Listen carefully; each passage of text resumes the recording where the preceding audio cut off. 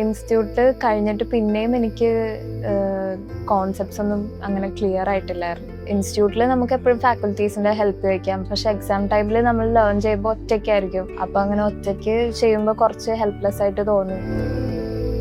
ഹോക്കൊക്കെ ഇത്തിരി ഹാർഡായിരുന്നു. അപ്പൊ അതിന് ഹെൽപ്പ് ചോദിക്കാനായിട്ട് അങ്ങനെ ആരും ഉണ്ടായില്ല. അപ്പൊ അവിടെയും ഒരു ഹെൽപ്പ് വേണമെന്ന് എനിക്ക് തോന്നി. അപ്പൊ അങ്ങനെ ആണ് ആസ്ട്രോന്റെ മെന്റർഷിപ്പിനെ പറ്റി അറിഞ്ഞത്. അപ്പം അങ്ങനെ കയറി ജോയിൻ ചെയ്തു. കുറച്ചും കൂടി നമുക്ക് ആ ലേണിംഗ് പ്രോസസ്സിൽ കൺസിസ്റ്റൻ്റ് ആവാൻ പറ്റി. ഡൗട്ട്സ് ഒക്കെ അപ്പം തന്നെ ക്ലിയർ ചെയ്യാനും പറ്റി. അവിടെ മെൻറ്റർഷിപ്പ് ആയാലും അത് നല്ല മോട്ടിവേഷനൊക്കെ തരുമായിരുന്നു ഡൗൺ ആയിരിക്കുന്ന ടൈമിൽ. ഒരു എക്സാമിന് ഫെയിൽ ആകുമ്പോഴല്ല നമ്മൾ ശരിക്കും ഫെയിൽ ആവുന്നത്. നമ്മൾ ആ ഗോളിലെത്താൻ വേണ്ടി ട്രൈ ചെയ്യണ നിർത്തുമ്പോഴാണ് നമ്മൾ ശരിക്കും ഫെയിൽ ആവുന്നത്. അപ്പോൾ ആ ഒരു തോട്ട് എൻ്റെ മൈൻഡിലുണ്ടായി. അങ്ങനെ ഞാൻ ട്രൈ ചെയ്തു, പാസ്സായി.